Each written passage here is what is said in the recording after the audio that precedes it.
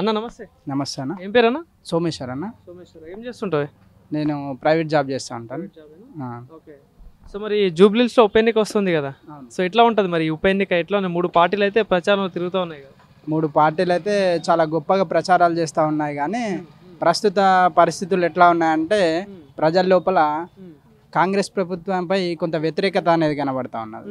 ఎందుకంటే గతంలో కేసీఆర్ ప్రభుత్వం ఉన్నప్పుడు కానీ, ప్రస్తుతం 22 నెలల నుంచి కాంగ్రెస్ ప్రభుత్వం ఉన్నప్పుడు కానీ, కేంద్రంలో ఉన్నటువంటి బీజేపీ ప్రభుత్వం కానీ, ఈ మూడింటితో పోల్చుకుంటే గత 10 సంవత్సరాలు పాలించినటువంటి కేసీఆరే నయం అనే విధంగా కొంత పబ్లిక్ నుంచి కానీ ప్రజల నుంచి ఎట్లుంది? రోడ్లు కావచ్చు, డ్రైనేజ్ వ్యవస్థ, వాటర్ విషయంలో ఎట్లుంది? చాలా మట్టుకు జనాలు నీళ్ళ సమస్యతో కుంగిపోతూ ఉన్నారు. ఎందుకంటే గతంలో ఇంటి వద్ద నల్ల కానీ నీరు కానీ సమస్య ఉండేది కాదు. ఈ మధ్య గత కాంగ్రెస్ ప్రభుత్వం గద్దెనెక్కినప్పటి నుంచి నీటి సమస్య చాలా పెద్ద ఎత్తున ఉందని ప్రజలు వాపోతూ ఉన్నారు. మరియు ముఖ్యంగా కరెంటు కోతలు కూడా అధికంగా పెడతా ఉన్నారనేది ప్రజల యొక్క ఆవేదన. దీంతో ప్రజలు ఈ సమస్యలని చూస్తూ ఉంటే కొంత వారి జననాడి అనేది టీఆర్ఎస్ వైపు మొగ్గు చూపుతుంది అనేది తెలియజేస్తూ ఉన్నారు. 10 ఏమో అభివృద్ధి చేయలేదట కేసీఆర్.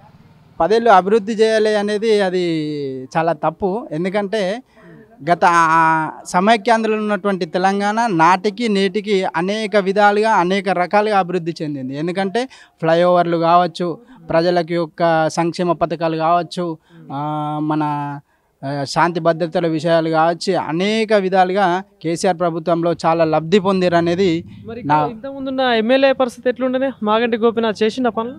గోపీనాథ్ గారు కూడా ప్రజల్లో మమేకమై అనేక విధాలుగా అనేక సేవలు చేస్తూ ఉన్నారనేది ప్రజల నుండి కనబడతా ఉన్నది. మాకు కూడా ఆయనపై విశ్వాసం ఉంది. ఆయన మారు మా ప్రజల్లో ఉంటే మరింత అభివృద్ధి అందుతుందనేది ఆలోచన ఉంది. కానీ మనను దూరం వెళ్ళినందుకు కొంత బాధాకరమైనటువంటి విషయం. భార్యకి టికెట్ ఇచ్చారు కదా, ఇక్కడ గెలుస్తుందంటారు? గెలుస్తా అనేది మాకు గట్టి ధీమా ఉన్నది. ఎందుకంటే గతంలో ఆయన 15 సంవత్సరాలు ఒకసారి టీడీపీలో కానీ 2 సార్లు కేసీఆర్ ప్రభుత్వంలో పనిచేసినప్పుడు చాలా చురుగ్గా ప్రజా సమస్యలతో పోరాడుతూనే అనేక సంక్షేమ పథకాలు, అభివృద్ధి కార్యక్రమాలు నిర్వహించారు అనేది మా అభిప్రాయం. అంటే ఇప్పుడు కాంగ్రెస్ ప్రభుత్వం ఉంది అధికారంలో, సో మరి ఇక్కడ బీఆర్ఎస్ ఎమ్మెల్యే గెలిస్తే ఎట్లుంటుంది మరి? అభివృద్ధి అవుతుంది అనుకుంటున్నారు?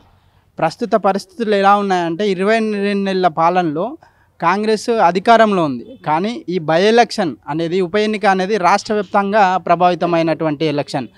ఈ ప్రభావితం అనేది రాష్ట్ర వ్యాప్తంగా కానీ ఆ ప్రభుత్వంలో కొంత కదలికలను తెలియజేస్తుంది అనేది ఉప ఎన్నిక విశ్వాసం. బీజేపీ ఎట్లుంటుంది ఇక్కడ? బీజేపీ నుండి కూడా అభ్యర్థి దీపక్ రెడ్డి గారు పోటీ చేస్తున్నారు కదా, ఇంతకుముందు 25,000 పైన ఓట్లు వచ్చినాయి. ఎట్లుంటుంది సార్?